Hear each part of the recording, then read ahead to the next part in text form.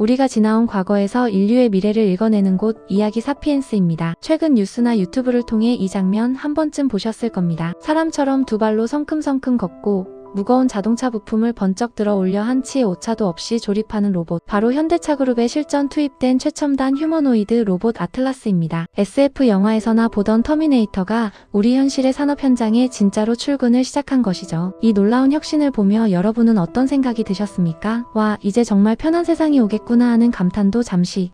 아마 마음 한구석에는 서늘한 바람이 스치셨을 겁니다. 저 로봇이 내 일자리를 아니, 우리 아이들의 평범한 일상을 송두리째 빼앗아가는 건 아닐까? 하는 두려운 말입니다. 그런데 여러분, 새로운 기술 앞에서 인류가 느끼는 이 낯설고 서늘한 공포는 결코 이번이 처음이 아닙니다. 지금으로부터 약 200년 전 산업혁명의 뜨거운 열기가 가득했던 19세기 영국으로 시계를 되돌려 보겠습니다. 오늘 이야기 사피엔스에서는 200년 전 밥줄을 끊는 기계를 향해 망치를 치켜들었던 사람들의 처절한 역사, 러다이트 운동을 되짚어보려 합니다. 그리고 인간을 닮은 로봇이 곧 공장 투입을 앞둔 지금, 우리는 이 거대한 변화의 파도 앞에서 어떤 지혜를 찾아야 할지 함께 생각해 보겠습니다. 1810년대 영국 요크셔와 랭커셔 지방. 이곳에는 평생 실을 잡고 천을 짜며 자부심 하나로 살아온 숙련된 직조공들이 있었습니다. 이들은 오랫동안 기술을 갈고 닦으며 나름대로 안정적인 삶을 살고 있었죠. 그런데 어느 날 그들의 평화로운 마을에 시끄러운 굉음을 내는 괴물이 등장합니다. 바로 증기기관으로 돌아가는 거대한 방직기와 방적기였습니다. 이 괴물은 지치지도 않았습니다. 숙련된 장인 10명이 며칠을 꼬박 매달려야 만들 수 있는 옷감을 기계는 단 몇 시간 만에 뚝딱 토해냈습니다. 자본가들은 더 이상 비싼 임금을 주고 숙련공을 쓸 필요가 없었죠. 그저 기계 스위치를 누르고 실이 끊어지지 않게 지켜볼 값싼 노동력, 즉 여성과 어린아이들만 있으면 충분했습니다. 하루아침에 평생의 기술이 쓸모없어지고 가족은 굶어 죽을 위기에 처했습니다. 여러분이 이 가장의 입장이라면 어떠셨겠습니까? 피가 거꾸로 솟는 절망감이었을 겁니다. 그들에게 방직기는 인류의 발전을 이끄는 혁신이 아니라 내 가족의 숨통을 조이는 악마 그 자체였습니다. 결국 1811년 밤의 어둠을 틈타 얼굴에 검은 칠을 한 사람들이 횃불과 망치를 들고 공장으로 숨어들기 시작합니다. 이들은 전설적인 지도자 네드러드의 이름을 따서 스스로를 러다이트라 부르며 자신들의 생존을 위협하는 기계들을 무참히 박살냈습니다. 이것이 바로 우리가 교과서에서 배운 러다이트 운동의 시작입니다.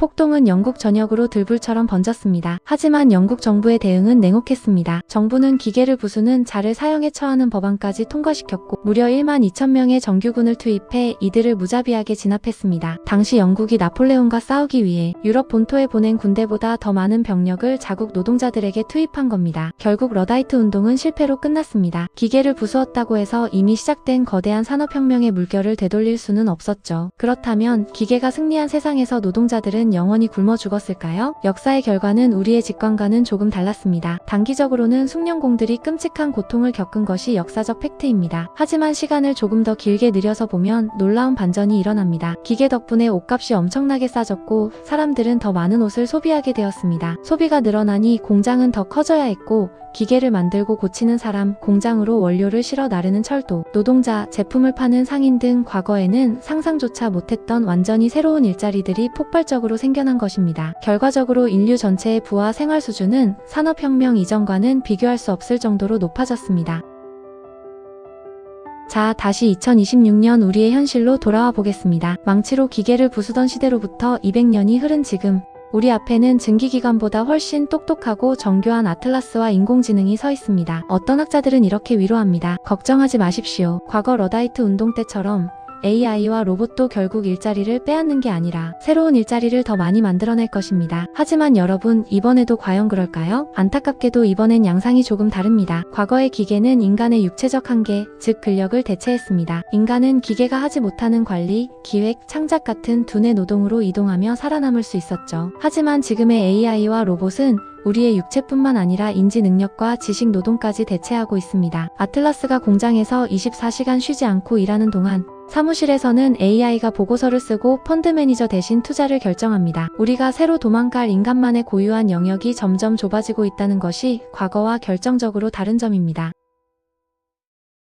그렇다면 우리는 다시 컴퓨터 서버를 부수고 아틀라스의 관절을 꺾는 신러다이트 운동을 벌여야 할까요? 역사는 그것이 정답이 아니라고 말해줍니다. 변화의 물결을 막을 수 없다면 우리는 그 파도에 올라타는 법을 배워야 합니다. 기술의 발전 속도만큼 중요한 것은 그 기술의 충격을 흡수할 사회적 안전망을 어떻게 촘촘하게 짤 것인가에 대한 고민입니다. 과거 영국의 노동자들이 피를 흘리며 우리에게 남겨준 뼈아픈 교훈이죠. 또한 개인적으로는 AI나 로봇이 할 수 없는 진짜 인간다운 것이 무엇인지 치열하게 고민해야 합니다. 수많은 정보를 외우고 조립하는 일은 기계가 훨씬 잘합니다. 하지만 서로 다른 지식을 연결해 새로운 맥락을 만들어내는 통찰력, 타인의 아픔에 깊이 공감하는 능력, 그리고 윤리적인 판단을 내리는 철학적 사고는 아직 사피엔스, 즉 인간만의 영역입니다. 19세기 직조공들의 망치는 부서졌지만 그들이 던진 인간은 무엇으로 사는가라는 질문은 200년이 지난 지금 우리에게 더 날카롭게 다가오고 있습니다. 아틀라스가 지배할 미래, 우리는 기술에 끌려갈 것인가? 아니면 기술을 다스리며 인간의 존엄을 지켜낼 것인가? 그 선택은 온전히 지금을 살아가는 우리들의 몫입니다. 오늘 준비한 이야기는 여기까지입니다. 이야기 사피엔스가 던진 오늘의 화두가 여러분의 통찰에 작은 보탬이 되었기를 바랍니다. 여러분은 로봇과 AI가 가져올 미래에 대해 어떻게 생각하시는지 댓글로 자유롭게 남겨주시기 바랍니다.